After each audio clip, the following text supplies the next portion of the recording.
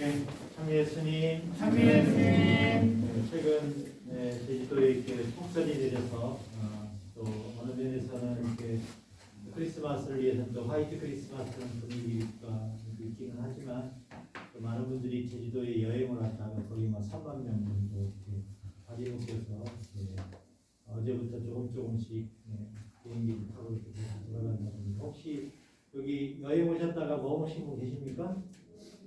없으십니까? 다 강정 주민이세요?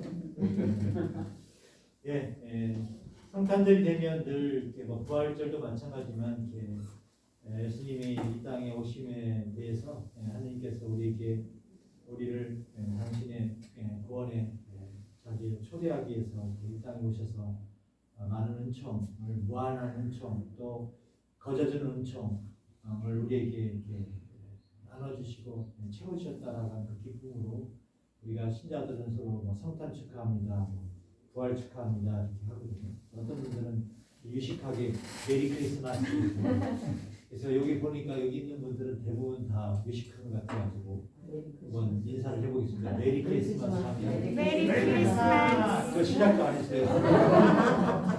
메리 크리스마스. 메리 크리스마스. 근데 저기 생각 없이 하면 집에 있는 메리 개 강아지 이렇게 장난하지 마시고요. 진짜로 메리 크리스마스. 메리 크리스마스. 성탄을 진심으로 축하드립니다. 강론을 시작하기에 앞서 주변 분들과 이렇게 우리가 늘 이렇게 축하 인사를 이렇게 나누면서 나름대로 그 마음을 새롭게 잡아보게 되는데요. 여기는 또 강정에 사시니까 본당 이렇게 소속 안에서 예전에는 이제 서기복자 본당에 이렇게 있는 공소였지만 이제 1월달 저희들 선품식이 1월 14일인데 17일 날 이제 주보에 보시면 이제 새 서귀포 근처 여기 월드컵 경기장 근처에 성당이 지금 들어서게 돼서 그때 되면은 이제 서귀포에도 서귀포 시내에 성당이 2개였다가 이렇게 3개. 그래서 어떤 분들은 걱정하면서 아이고 지금도 막 힘들어 죽겠는데 3개 만들면 어떨 거라 하면서 막 요번에 어느 본당 가니까 막 그렇게 하거든요. 아니 지금 2개에다가 3개 됐다라고 하는 거는 이제 그냥 놀고 먹고 살지 말고 이제는 서귀포 신자들을 향해서 온몸을 던지면서 지금 신앙 내가 살고 있는 신앙이 얼마나 중요한가를 증거하고 살아가야 될 그런 책임과 그런 내용들이 있는 것이지 그러니까 매일 서귀포 본당만 다닐 것도 아니고 그래서 이제 새 서귀포라고 해서 저희가 코로나 시절을 맞으면서 성당 짓는 게 맞나? 앞으로 인구가 줄어들 거, 또 여러 가지 변수 이야기도 하지만 정말 새 서귀포의 또 수건적인 그런 일이기도 했었고 정말 하나님 뜻 안에서 우리가 새로운 어떤 선교적인 열정을 이제 시작할 때가 되지 않았는가라고 생각을 하고 있고요.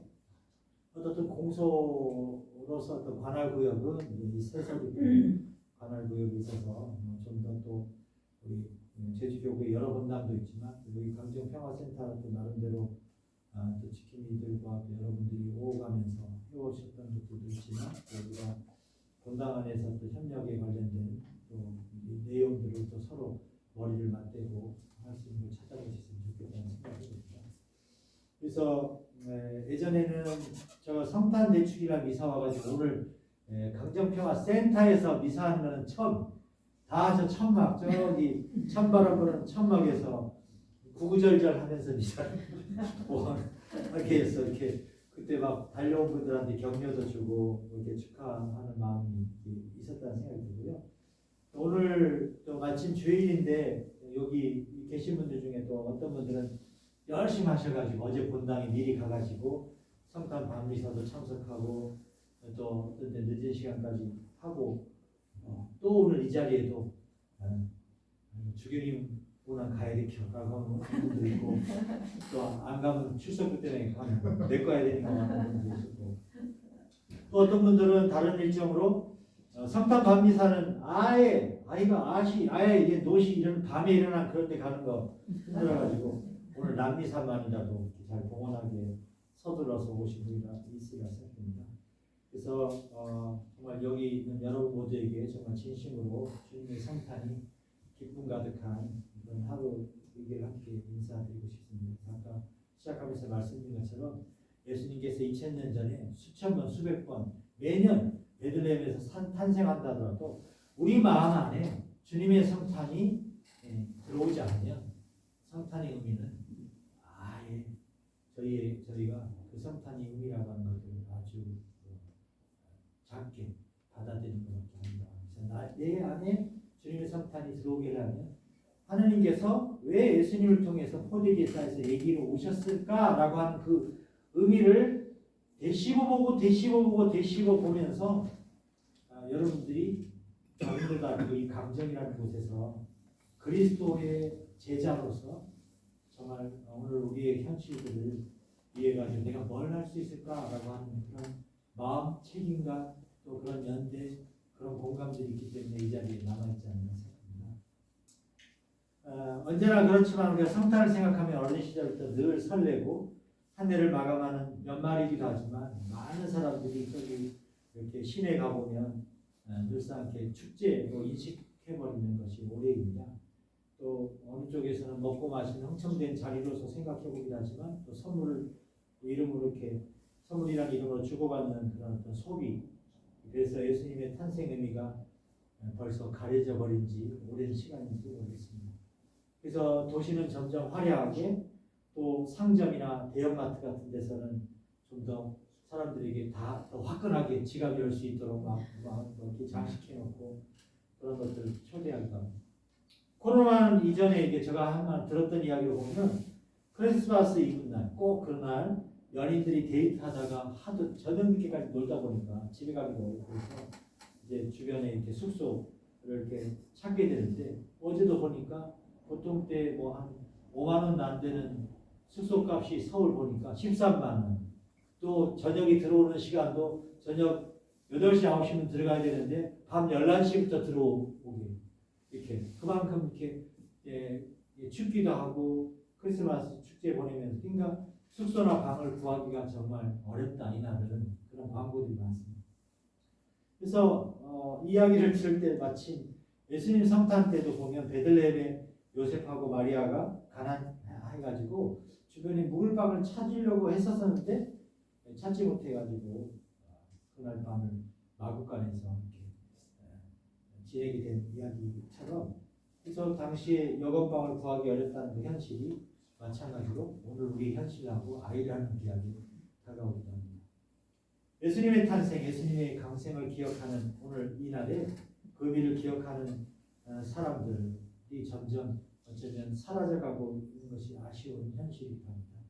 잘 생각해 보면 예수님 탄생 순간에도 구세주의 탄생은 정말 그때 주변에 있는 모든 사람들이 그것을 관심을 가지고 환영해주고 하는 그런 주목을 받은 상황이 아니라 그냥 어느 시골 마을에 그냥 우연한 사건처럼 비춰집니다. 당시 신비로운 별은 모든 사람이 볼 수 있게 하늘 높이 떠올라 있었지만 그 별의 의미를 알아본 사람은 많지 않았습니다. 그래서 천사들은 밤을 새워가면서 다른 이들이 양떼를 대신 지켜주고 있던 일을 하던 가난한 그런 목자들을 찾아갑니다. 그래서 그리고 그들에게 기쁜 소식을 먼저 알리게 되는 것이죠. 하나님께 늘 희망을 두고 나름대로 살고 있었던 목자들은 이제 베들레헴으로 가서 주님께서 우리에게 알려주신 그 일, 그곳에서 이제 일어난 일을 한번 체험합시다 라고 말합니다. 그리고 구에 누워있는 아기와 마리아, 요셉을 찾아가서 인사를 전합니다. 그리고 목자들은 아기에게 천사에게 들었던 말을 그 가난한 요셉과 마리아에게 들려주게 됩니다. 그리고 천사가 자기들에게 말한 대로 듣고 본 모든 것에 대해서 대단히 놀라워하면서 하나님을 찬양하고 찬미하며 이렇게 나중에 길을 찾아 돌아갔다고 전하고 있습니다. 이렇듯 예수님 당시에도 구세주의 탄생을 알아보고 기뻐한 사람은 많지 않았습니다. 모두가 잠들고 있었던 때에 깨어 그 영광을 지켜본 사람은 아주 소수의 사람입니다. 바로 가난하고 힘겹게 하루하루를 살아가는 목자들 뿐이었습니다. 오늘도 비록 성탄의 그런 의미가 예전부터 흥청되는 파티나 소비주의로 왜곡되어 버리기에 구세주께서 먼저 우리를 찾아오신 성탄의 의미를 기억하기는 대단히 어려워지었지만 그 곁을 지킨 목자들의 그 마음들을 우리가 조금은 기억할 수 있으면 좋겠다는 생각을 봅니다. 성탄은 크고 화려하고 힘세고 높은 것을 기억하는 그런 날이 아니라 작고 소외되고 초라하고 낮은 곳을 바라보게 합니다. 그래서 세상에 창조주신 말씀께서 피조물이 되신 것이고 한처음에 하느님께서 함께 하셨던 그 말씀께서 가장 작아지신 사건입니다. 한마디로 만물의 주인께서 살짝 스치기만 해도 상처 입기 쉬운 너무나 연약한 아기가 되어 오신 것입니다. 그러게 성탄은 하나의 신비입니다. 그리고 그 신비는 양떼의 주인에게서 아르바이트를 받으면서 어둠과 추위 속에서 그 양떼들을 늘 지켜야 했던 당시 야간 비정규직 노동자인 목자들에게 먼저 드러났습니다. 가난하고 소외된 사람들, 잊히고 외면당한 사람들에게 바로 성탄의 신비가 제일 먼저 선포된 것입니다.